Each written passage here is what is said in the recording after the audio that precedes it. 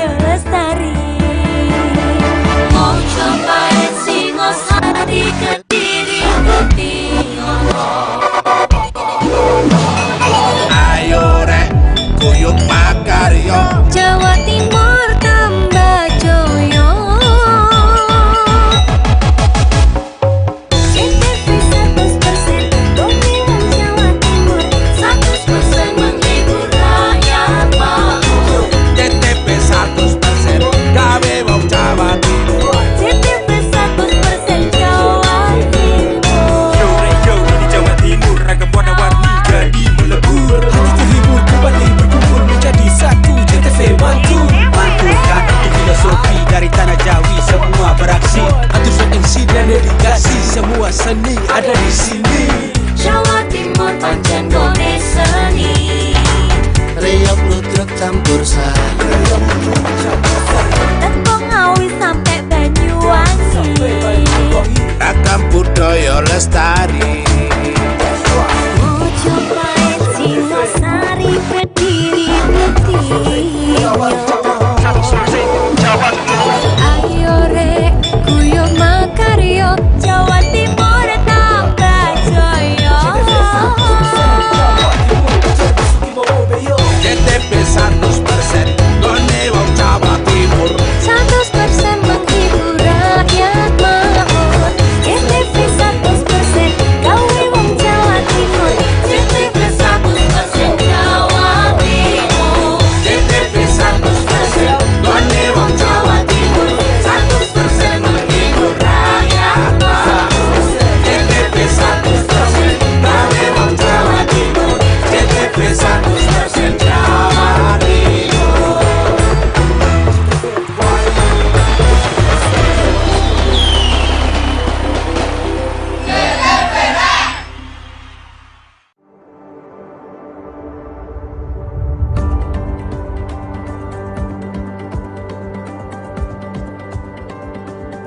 Assalamualaikum warahmatullahi wabarakatuh. Semoga masyarakat Pacitan pindah datang TV digital lan dukung migrasi TV digital Indonesia.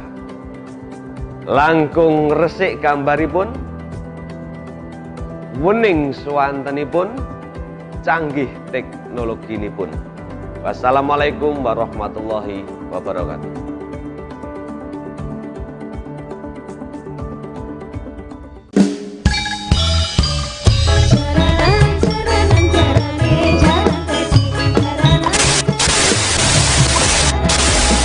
Nonton GTV tidak jelas. Sudah tidak zamannya lagi. Sekarang saatnya pindah ke TV digital.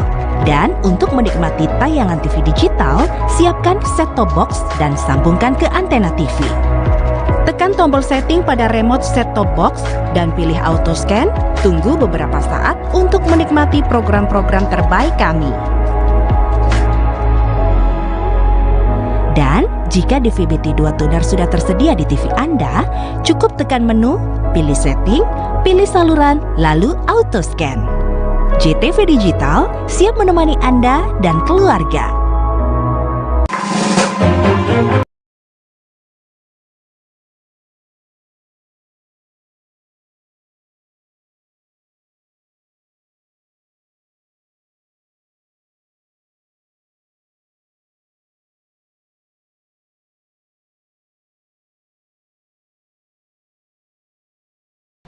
Assalamualaikum warahmatullahi wabarakatuh. Selamat malam pemirsa JTV Pacitan.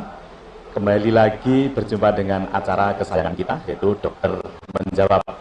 Dan pada kesempatan malam hari ini kita akan membicarakan seputaran ASI yang merupakan hak bagi buah hati kita atau anak-anak kita, dan pentingnya ASI bagi mereka dalam rangka Pekan ASI Sedunia atau World Breastfeeding Week.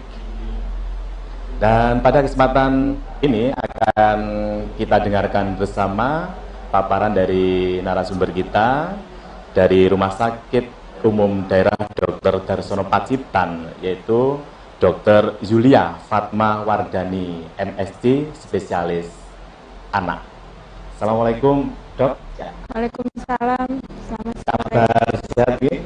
Alhamdulillah sehat, Pak Bakti. Apa kali ini aktivitasnya? Seperti biasa, Biasa ya. berkutat dengan rumah sakit, ketemu dengan rekan-rekan di JTV Pacitan. Terima kasih. Terima kasih atas kehadiran di sela-sela kesibukan apa istilahnya ya, menangani pasien-pasien yang ada di Rumah Sakit Umum Daerah Dr. Darsono ya, Dok. Baik, Dok, kita tadi di awal sudah saya berikan pengantar bahwa pada setiap tanggal 1 sampai 7 Agustus itu diperingati atau apa ya namanya, diberi tajuk sebagai World Breastfeeding Week ya, atau Pekan ASI Sedunia. Nah, Ya. ini yang kita akan bicarakan, Dok. Nah, Oke. sebenarnya, Dok, mengapa sih sampai menjadi isu global berkaitan dengan ASI ini? Bisa dijelaskan? Baik.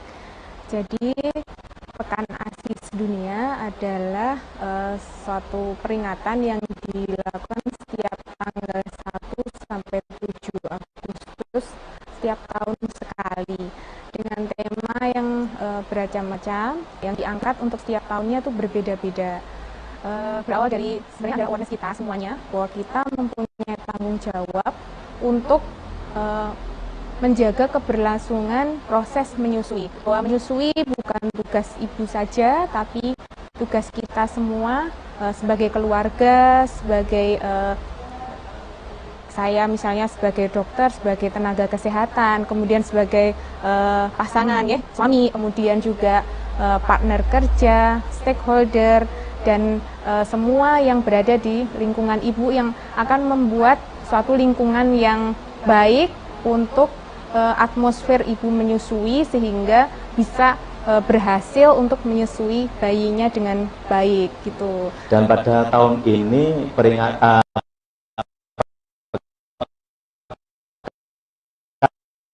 ASI Sedunia dengan mengambil tema yang lebih baik, itu, Dok ya? Ya, jadi enabling breastfeeding tetap adakan, tetap dijaga terus adanya menyusui dengan tema bahwa membuat perbedaan yang lebih baik untuk orang tua yang menyusui, bukan hanya ibu yang menyusui, tapi orang tua, karena tanpa dukungan dari keluarga dan juga lingkungan, ibu tidak bisa mewujudkan keberhasilan menyusui.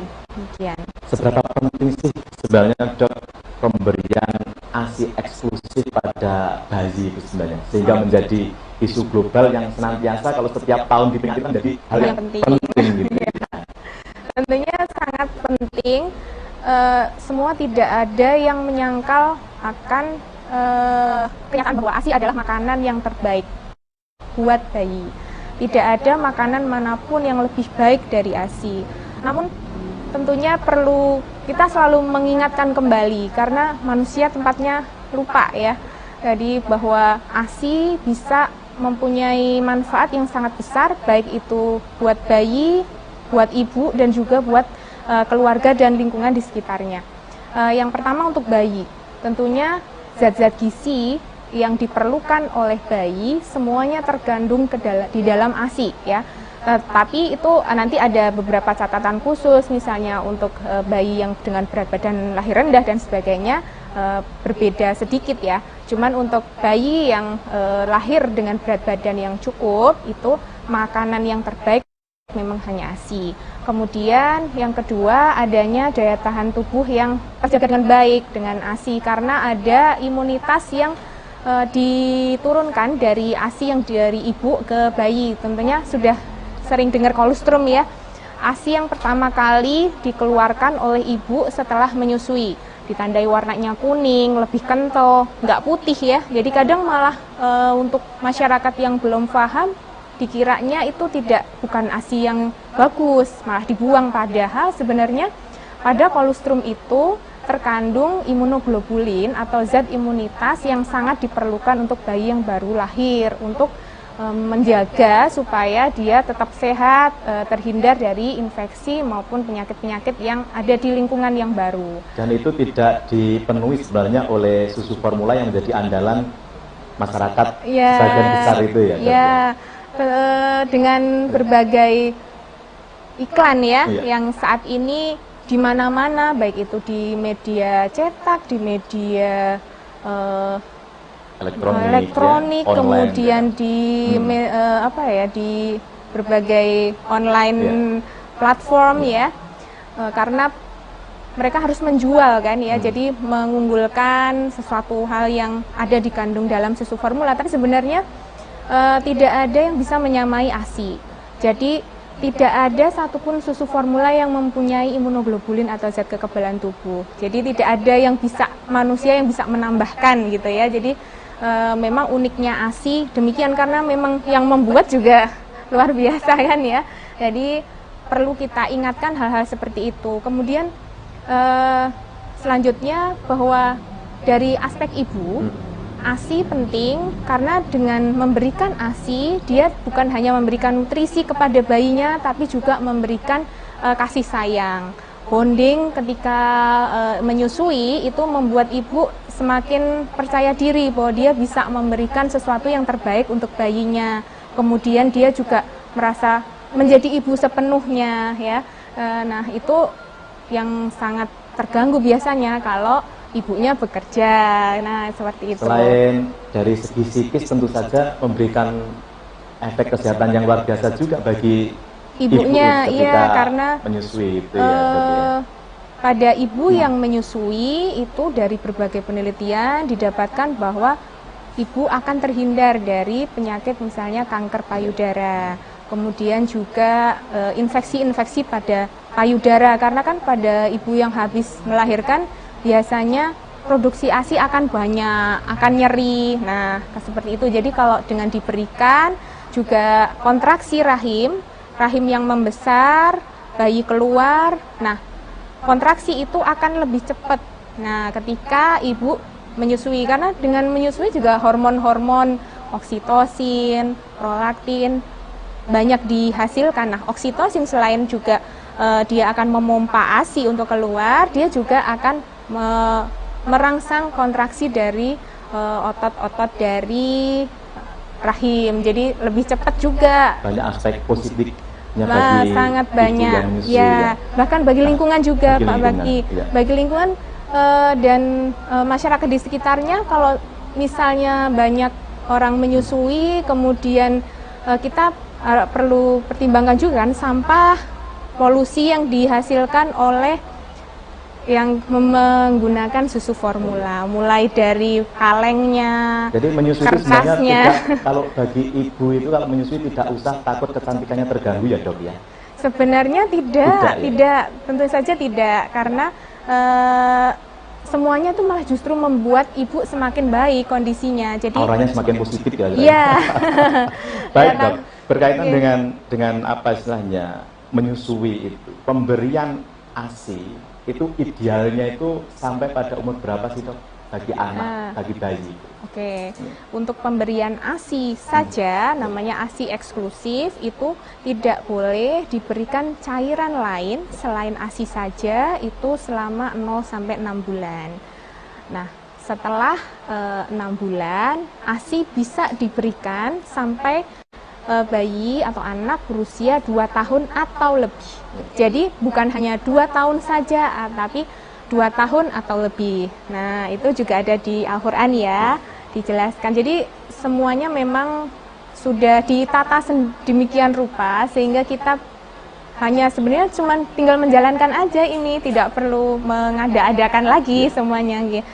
Seperti itu. Jadi ketika 6 bulan mulai diberikan makanan pendamping ASI. Karena apa? Karena nutrisi yang terkandung dalam ASI bila diberikan hanya ASI saja pada usia tersebut kurang kalorinya, kemudian ada zat-zat tertentu yang harus ditambahin dari makanan pendamping ASI. Namun ASI tetap boleh diberikan dengan nanti persentase yang berkurang secara gradual ya, tapi tidak terus stop, berhenti tidak. Sampai gitu. umur 2 tahun tahun gitu atau ya? lebih. Atau lebih Jadi gitu ya? boleh lebih dari 2 tahun ya. Tapi sebaiknya memang mulai untuk disapih dengan berbagai pertimbangan ya. Misalnya seperti mulai untuk kemandiriannya, Kemandirian, kemudian juga untuk untuk kondisi perkembangan pertumbuhan yang lebih baik, tapi tidak stop. Ini udah ulang tahun kedua, terus besoknya enggak seperti itu juga. Jadi harus smooth juga dalam menyapih dengan cinta ya untuk anak-anak di atas 2 tahun atau lebih gitu. Baik dok, tadi Dokter Julia menyinggung persoalan pemberian ASI itu kadang-kadang ada kendala, utamanya pada ibu-ibu yang bekerja atau yang mempunyai aktivitas di luar rumah gitu ya. Nah ini sebenarnya berkaitan dengan hal itu, ada nggak dok regulasi-regulasi yang mengatur yang perlu dipatuhi bersama sehingga hak anak untuk mendapatkan ASI itu terpenuhi gitu? Oke. Yeah. Jadi sebenarnya regulasinya ada ya, dan sudah lama tapi memang tidak begitu populer ya. Jadi mulai dari undang-undang, kemudian peraturan pemerintah, baik itu tentang ketenagakerjaan, kemudian tentang undang-undang tentang perlindungan anak, kemudian undang-undang tentang kesehatan, semuanya ada yang menyangkut tentang ibu menyusui, proses menyusui, kemudian hak anak juga untuk mendapatkan ASI. Selain itu juga sebenarnya dari kalau untuk ibu yang bekerja, sebaiknya dari tempat ibu bekerja itu juga mempunyai regulasi sendiri, menegaskan dari regulasi yang tadi turunannya yang untuk di tempat kerjanya, bagaimana supaya si ibu itu tetap bisa memberikan haknya ASI-nya, terjaga untuk memberikan ASI haknya pada terjaga, kemudian juga dia nyaman dan dia juga bisa tetap produktif untuk bekerja, misalnya mulai dari tempat untuk menyusui yang layak, kemudian juga waktunya bagaimana. Seringkali tidak ada tempat khusus untuk menyusui ataupun memerah ASI ya. Jadi untuk ibu yang bekerja nanti akan sangat familiar dengan ASI perah. Nah itu kadang karena tidak ada tempat khusus, memerahnya di toilet, memerahnya di pojok, memerahnya di ruangan lain yang bukan tempat khusus, yang sebenarnya kurang layak, baik itu untuk privasi ibunya, kebersihannya, sehingga hal tersebut juga mulai harus diperhatikan bagi stakeholdernya yang terkait supaya mengkondisikan hal-hal tersebut, terutama yang pekerjanya banyak perempuan gitu. Jadi pemerolehan hak anak terhadap ASI dari ibunya itu harus benar-benar dijaga oleh semua komponen ya. Di rumah tentunya. ya, orang tua, terus di tempat kerja, lembaga-lembaga itu memang harus juga menyediakan kira-kira itu ya, berdasarkan undang-undang nomor berapa ya, nomor 13 tahun 2003 tentang tenaga kerjaan atau ya. Diatur Jadi intinya sebenarnya ya, dok, ya. Sudah ada yang mengatur, sehingga tinggal yang mempunyai perusahaan, kemudian di kantor itu menerjemahkan kembali dengan bahasa yang lebih mudah, kemudian yang luas, yang bisa disesuaikan dengan kondisi tempat kerjanya masing-masing, supaya tadi regulasi-regulasi itu bisa masuk dan kemudian juga membuat hak-hak ibu dan anak untuk tetap mendapatkan ASI terjaga. Demikian. Sebenarnya kalau kita lihat ya, ada regulasi, tadi kita lihat menjadi isu global dengan adanya Pekan ASI Dunia itu. Yang penting banget itu dok ya, pemberian ASI pada anak. Jika dok, hak anak untuk mendapatkan ASI itu terganggu, apa sih sebenarnya akibat-akibat yang diperoleh dari anak yang disebabkan hal itu dok? Oke, baik. Jadi sebenarnya yang sering kita temui di lapangan bahwa ketika ibu harus lepas dari cutinya, dia biasanya terkendala untuk memberikan ASI secara langsung, itu pasti ya, karena ada waktu kerja. Nah, kemudian waktu untuk memerah ASI-nya itu juga kurang. Nah, ketika hal itu terjadi, jadi pasokan ASI untuk bayi kurang. Nah, akibatnya pada bayi biasanya karena kalori yang harusnya dia dapatkan dari ASI ibunya kurang, jadi pertumbuhannya terhambat. Harusnya misalnya berat badan yang harus dicapai, target untuk sekian durasi waktu tidak bisa tercapai. Yang kedua, karena proses bondingnya kurang. Nah, si anak jadi kurang kedekatannya dengan ibu, sehingga kayak kurang akrab ya sama ibunya, kayak malah menolak dengan disusui, yang namanya bingung puting ya namanya. Jadi malah bingung disusui karena dia harus menghisap. Beda antara payudara dengan Kurangnya ikatan botol. emosional ya, Nah, antara ikatan anak dengan ikutan ibu ya. emosional antara bayi dan ibu jadi berkurang. Akhirnya bingung puting. Kemudian itu baru yang hal yang sering ya. Kemudian yang penyakit-penyakit sering banget kita jumpai diare. Oh, diare. Diare pada bayi bahkan baru umurnya di bawah 6 bulan karena pemberian susu formula, baik itu mungkin penyebabnya karena infeksi atau mungkin karena alergi terhadap susu sapi sebenarnya ya. Kemudian pneumonia atau infeksi paru. Banyak sekali akibatnya. Ya, jadi seringkali dua penyakit tersebut yang membuat bayi di bawah usia 6 bulan sering meninggal dunia karena pemberian susu formula, susu formula yang kurang baik, tidak memenuhi syarat kesehatan sehingga menurunkan kualitas hidup bayinya, sehingga harus dirawat di rumah sakit dalam kondisi yang kritis dan sebagainya. Sebenarnya mungkin bisa dicegah dengan pemberian ASI eksklusif gitu, Pak Bakti. Jadi Terkait juga dengan kecerdasan nggak sih, Dok? oh ya, Misalnya tentunya. kekurangan pemberian ASI itu juga menyebabkan daya cerdasnya anak itu bisa nggak itu? Ya, karena sebenarnya juga tadi karena balik lagi ke nutrisinya. Oh, nutrisi ya. Nutrisi dari ASI diukur dengan sangat cermat, tepat. ASI antara ibu yang satu dengan yang lain itu berbeda. Nah, kalau susu formula kan sama ya, aja ya. sama saja. ASI untuk bayi yang berat badan lahir rendah, untuk bayi yang berat badan lahir cukup, itu komposisinya ternyata berbeda. Nah, nutrisi itu juga penting buat nutrisi yang di otak juga, Pak Bakti. Jadi ketika nutrisi yang dibutuhkan untuk pertumbuhan otaknya juga terpenuhi, tentunya kecerdasan bayi dan kecerdasan anaknya juga akan bagus. Ditandai apa?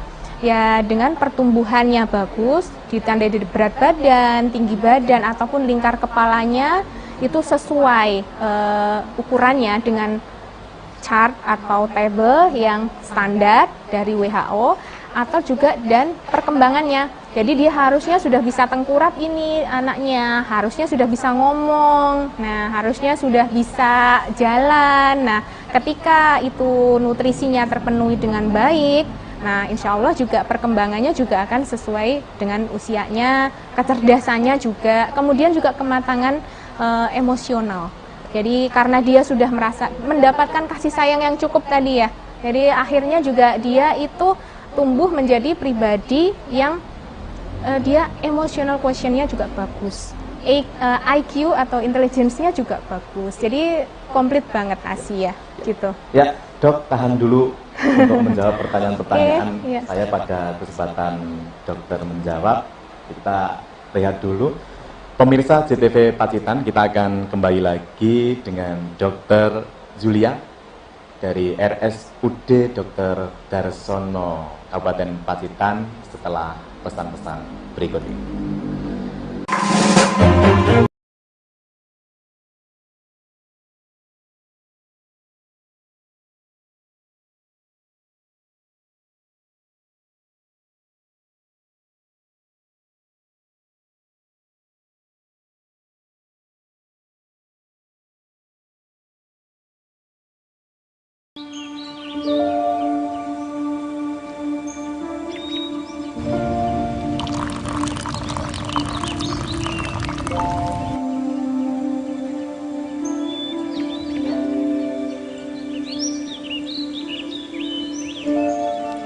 Aku tidak pernah membayangkan hari itu.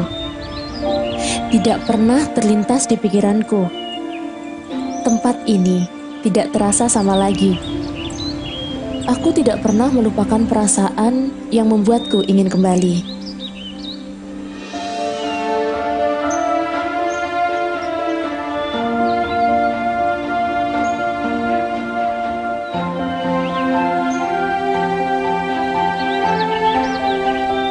Jantungku terus berpacu melihat wisata Pacitan yang baru.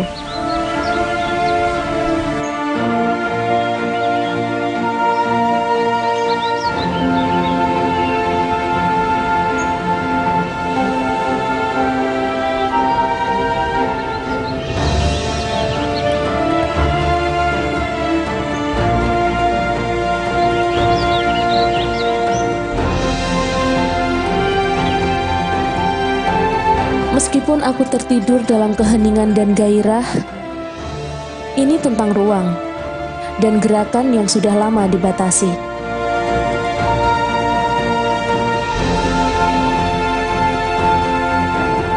Aku menulis cerita ini dan siap mencari jawabannya.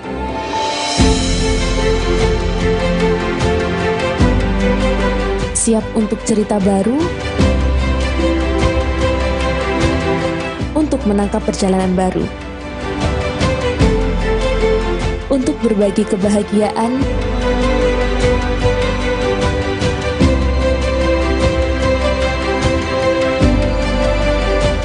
karena untukku, untuk kita.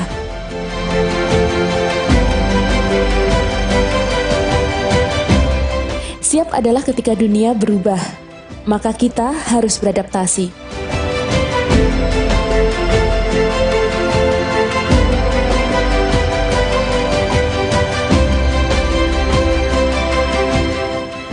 Sekarang aku telah menemukan pikiran yang lebih kuat.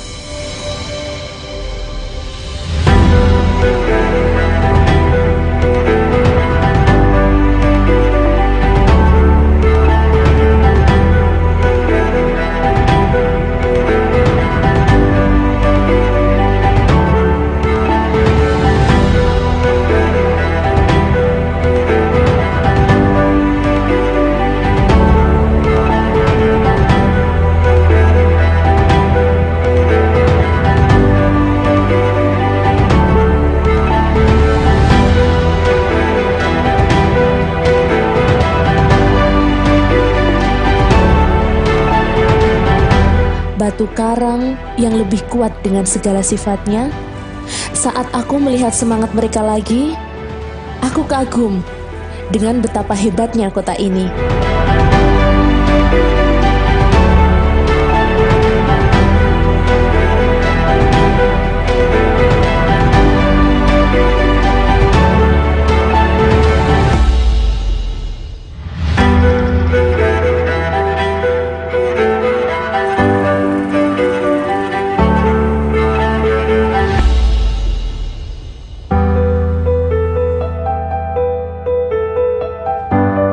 Cerita dimulai di sini, dari kehangatan antara manusia dan alam dalam tubuh.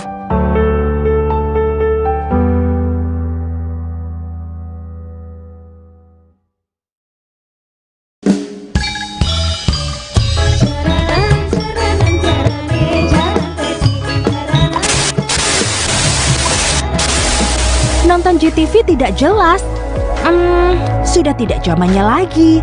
Sekarang saatnya pindah ke TV digital. Dan untuk menikmati tayangan TV digital, siapkan set-top box dan sambungkan ke antena TV. Tekan tombol setting pada remote set-top box dan pilih auto scan. Tunggu beberapa saat untuk menikmati program-program terbaik kami. Dan jika DVB-T2 tuner sudah tersedia di TV Anda, cukup tekan menu, pilih setting, pilih saluran, lalu auto scan. JTV Digital siap menemani Anda dan keluarga.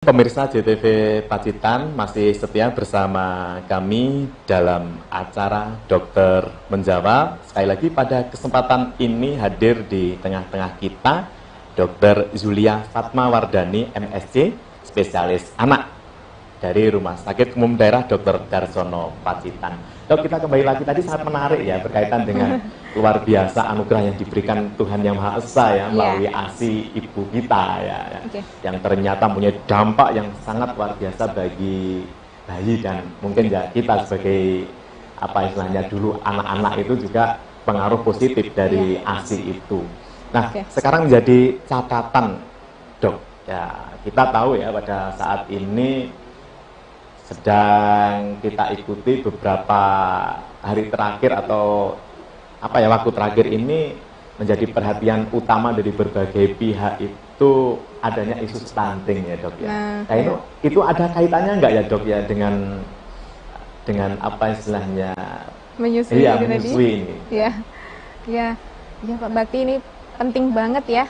Semua orang sedang ngomongin stunting ya. Betul. Nah, sebenarnya stunting itu adalah tinggi badan yang tidak sesuai dengan umurnya. Jadi kalau diukur tinggi badan itu ada grafiknya juga.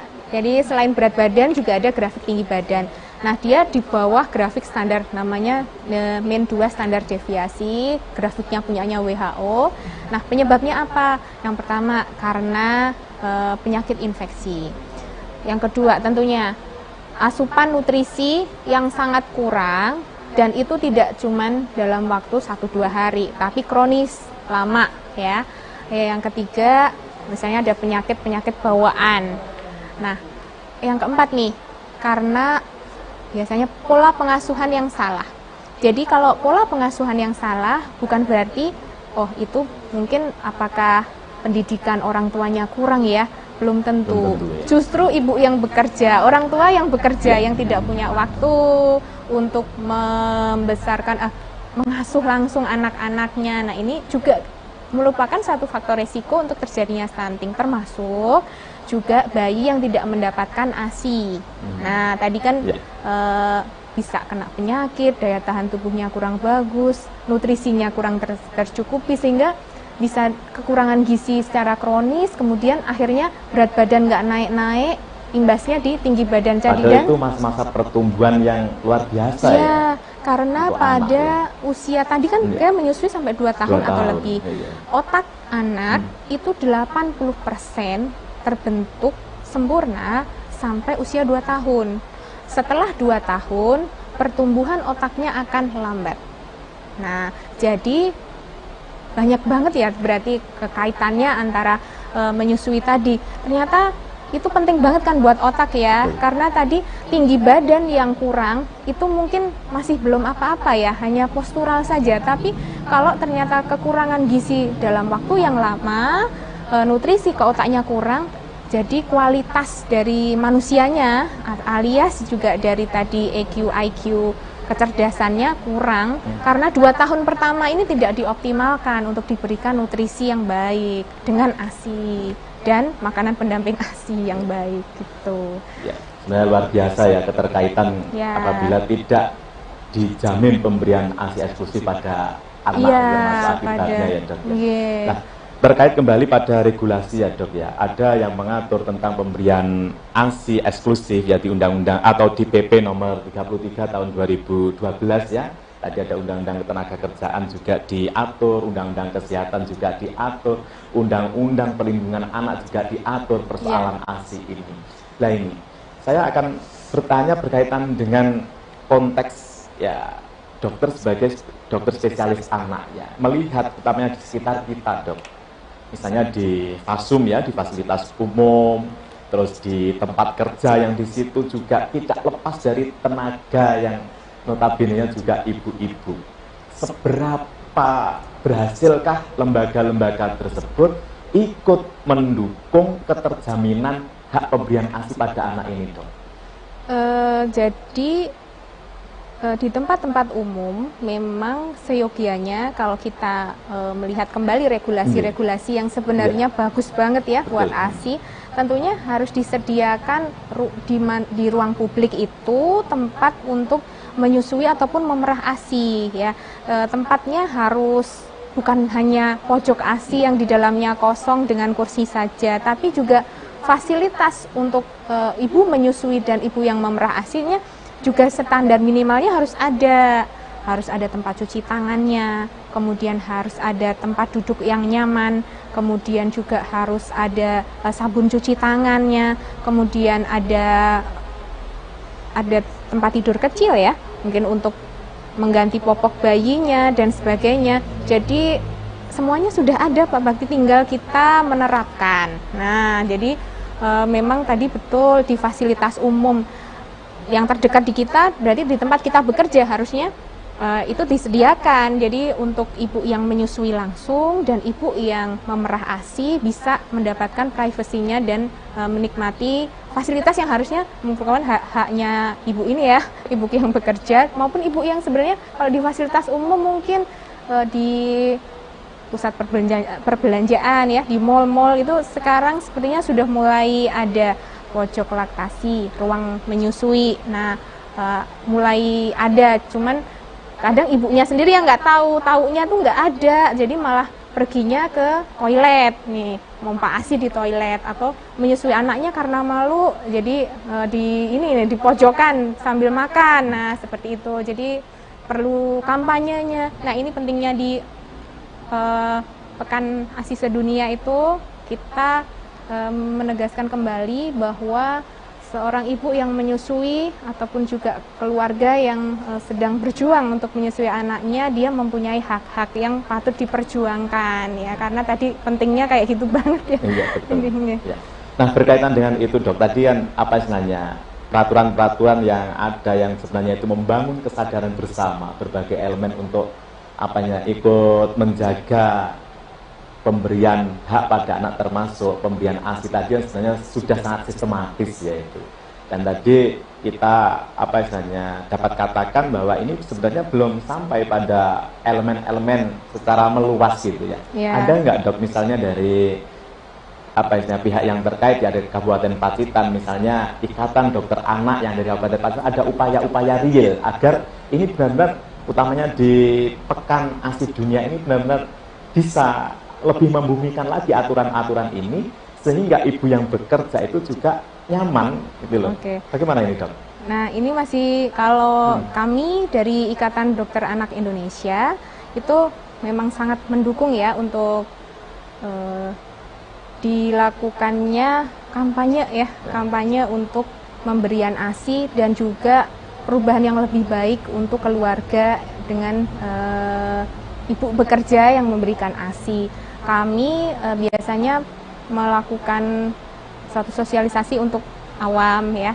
Untuk tahun ini mungkin Dinas Kesehatan ya yang mempunyai gawe ya untuk ini, nanti coba kita sebaiknya memang harus memanfaatkan event ini ya supaya lebih tersebar luas tentang pentingnya ASI, tentang Pekan Menyusui Sedunia, kemudian juga bagaimana menerapkan itu, bagaimana membawa perubahan yang lebih baik untuk orang tua yang bekerja dan sedang menyusui ya, supaya dapat lebih baik gitu.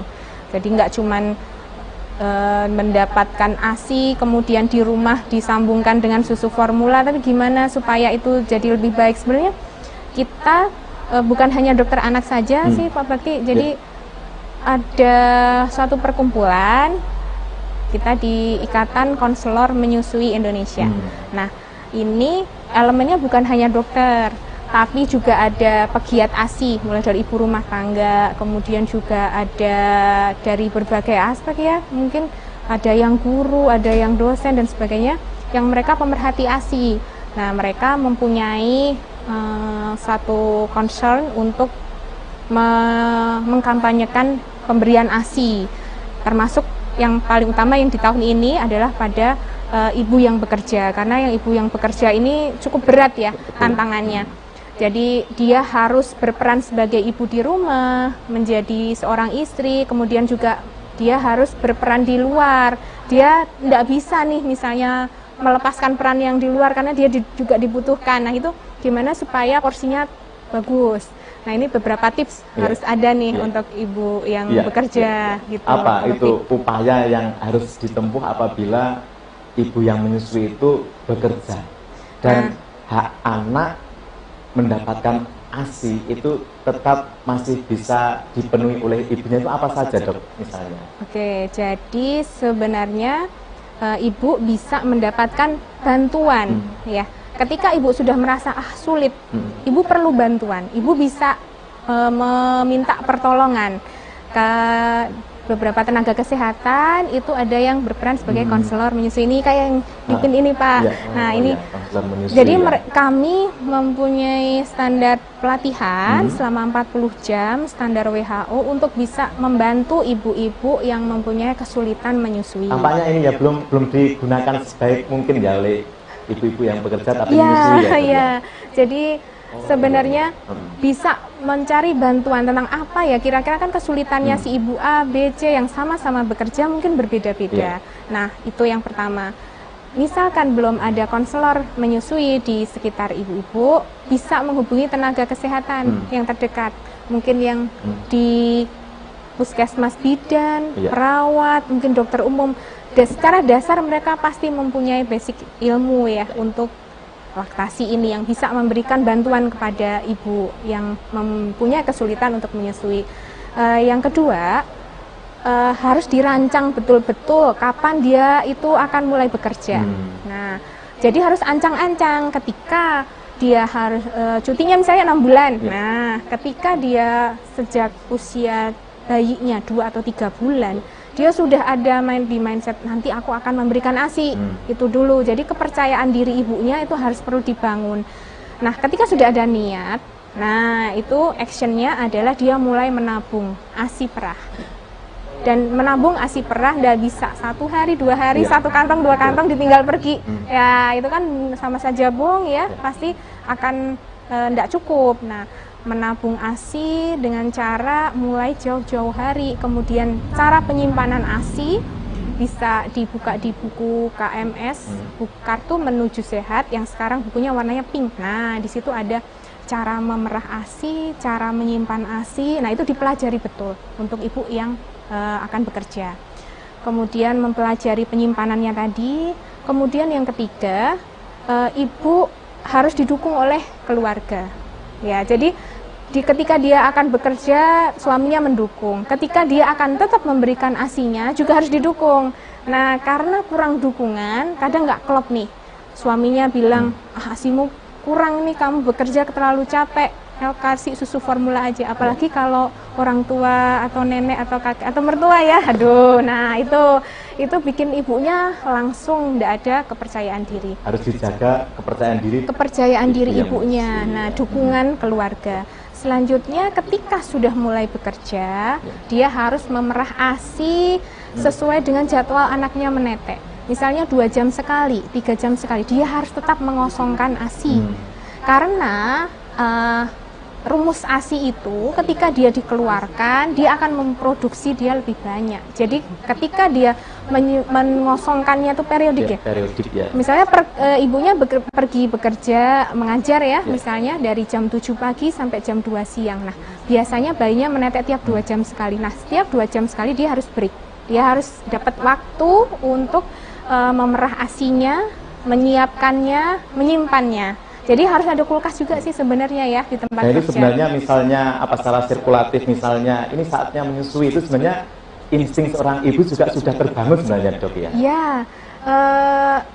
ketika wah ini kayaknya biasanya bayiku waktunya ini. Nah itu segera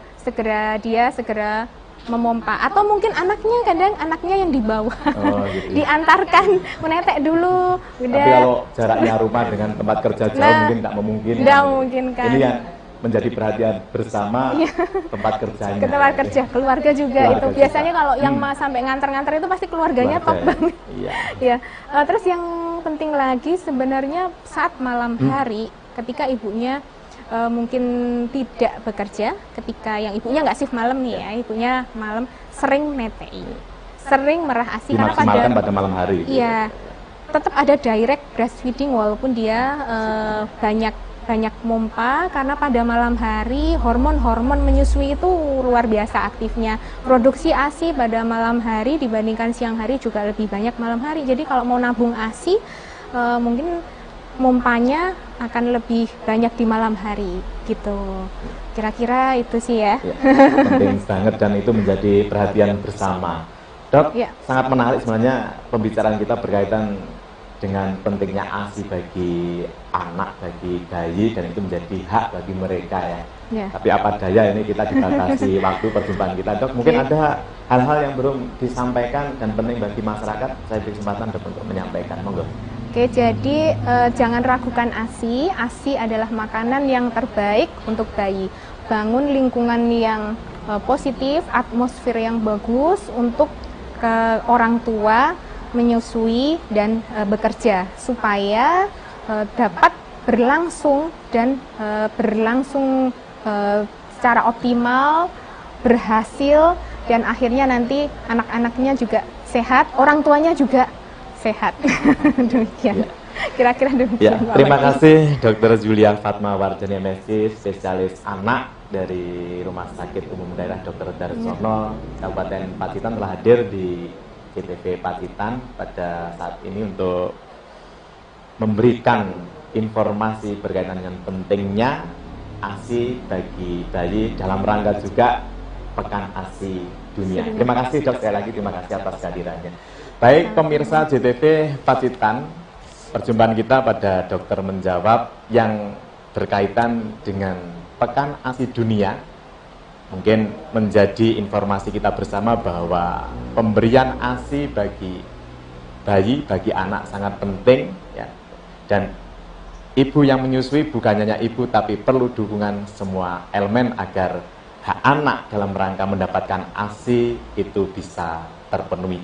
Semoga pembicaraan kita pada kesempatan malam hari ini bersama Dr. Julia Fatma Wardani MSc dari spesialis anak dari RSUD Dr. Darsono Pacitan bisa memberikan wawasan kita, dan sekali lagi dalam rangka Pekan ASI Dunia membuat perbedaan lebih baik. Terima kasih sekali lagi, saya mewakili kru yang bertugas pada malam hari ini dari JTV Pacitan. Sampai jumpa lagi di lain kesempatan. Wassalamualaikum warahmatullahi wabarakatuh.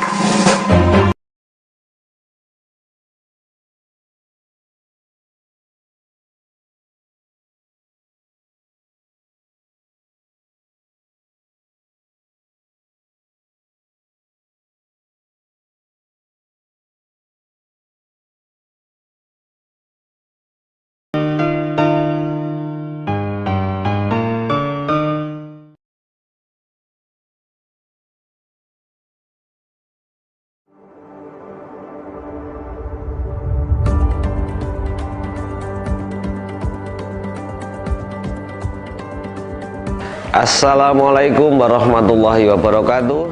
Semoga masyarakat Pacitan pindah datang TV digital lan dukung migrasi TV digital Indonesia. Langkung resik gambaripun, wening swantenipun, canggih teknologinipun. Wassalamualaikum warahmatullahi wabarakatuh.